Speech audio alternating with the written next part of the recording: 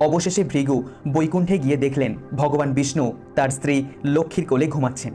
তা দেখে তিনি প্রচণ্ড ক্রোধে বিষ্ণুর বুকে গিয়ে লাথি মারলেন। ফলে বিষ্ণু এবং লক্ষ্মী দুজনেই চমকে উঠলেন। ভৃগু আশা করেছিলেন ব্রহ্মদেব এবং মহাদেবের মতন বিষ্ণুদেবও অপমানিত বোধ করবেন, কিন্তু পরিবর্তে ভগবান বিষ্ণু বললেন, স্বাগত হে মহান ব্রাহ্মণ, আপনার আগমন লক্ষ্য না করার জন্য আমাদের ক্ষমা করুন। আমার বুকে তোমার পায়ের ছাপ পেয়ে আমি ধন্য। ঋষি ভৃগু বিস্মিত হলেন এবং ভক্তিভরে বিষ্ণুকে প্রণাম করতেই তার চোখ ফেটে গেল।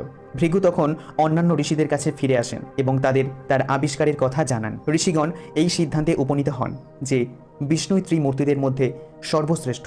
এই কাহিনীর পরিপ্রেক্ষিতে বলা যেতেই পারে যে মানুষ তার সারাটা জীবন ধরে বিভিন্ন গ্রন্থ গবেষণা ও তার নিজের বুদ্ধি কাজে লাগালেও ত্রিদেবের মধ্যে কে শ্রেষ্ঠ তা নির্ণয় করতে পারবে না। শিবপুরাণ এবং বিষ্ণুপুরাণের দুটি গ্রন্থেই ত্রিদেবী সর্বশ্রেষ্ঠ এটি বলা হয়েছে, আর এমন কোনো তথ্যই নেই যে ত্রিদেবের মধ্যে কে বেশি